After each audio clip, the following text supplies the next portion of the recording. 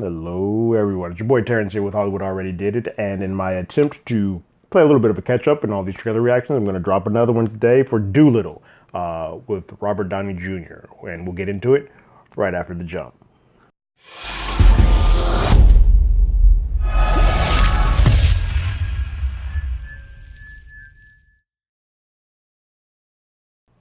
All right, a little housekeeping. If you haven't already, go ahead and like, share, subscribe to the channel, ring that bell below. Anytime we have something, you'll be one of the first to know about it.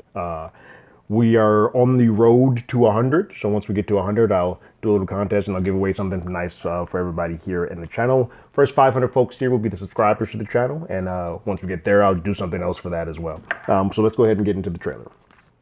A little background on Dolittle. Dolittle is the first film post Avengers Endgame for Robert Downey Jr. I mean, I guess he had some archive stuff that was in Spider-Man, but first film that he's actually filmed post Avengers Endgame. This is his first big release post Endgame. So this is him shedding that, and I think it's produced by Team Downey. So he and his team, his wife, have produced production credit and are kind of like all hands in on this. So this is his baby. This is his first time back at bat, doing his own thing without the machine of Marvel and Disney and all of that behind him. Which would be interesting because I don't think it's been a while since we've seen him in anything. I know he had The Judge. I think the movie was just called The Judge. The Judge movie that came out somewhere in the run that was good but didn't do well. So this is kind of him branching off to see if he is a name, which I think this is a conversation that we've had on our podcast and we've talked about before.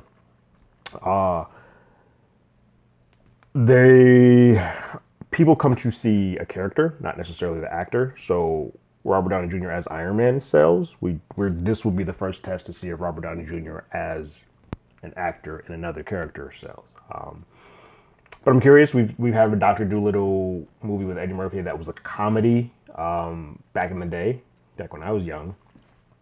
It was interesting to see what this is actually going to be. I will give a little caveat to this. I was at a bar, because I'm doing this late. I was at a bar on Sunday and the ABC played the trailer, but the sound wasn't up. So I've seen clips, but couldn't make anything out. So just so you know that this is one of the few times where I've seen a part of a version of a trailer, but not the full thing. So I don't like to lie to you guys. So it's not completely blind, but let's see what we got with Robert Downey Jr.'s Dolittle.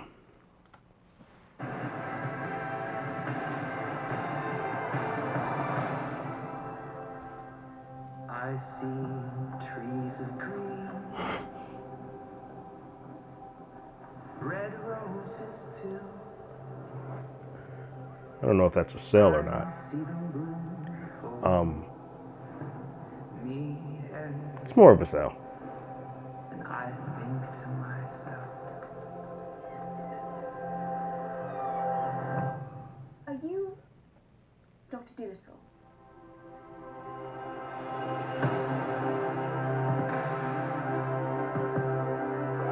I swear these release windows of when big films come out is gone. to embark on this perilous journey. Everyone pack your bags! This is an effect-heavy film with all these animals talking.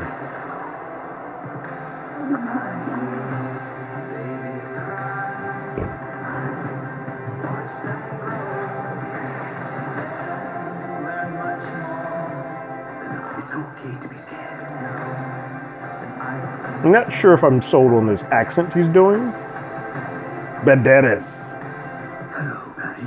Hello, lunch.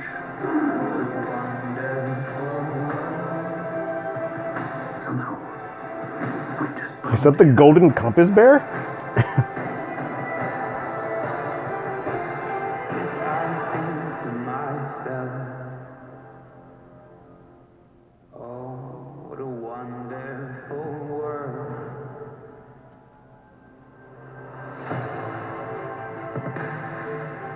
John Cena and Rami Malek, Tom Holland. There's a lot of voices in here.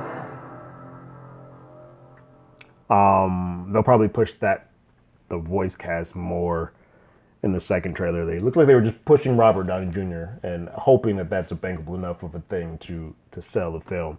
It looks beautiful.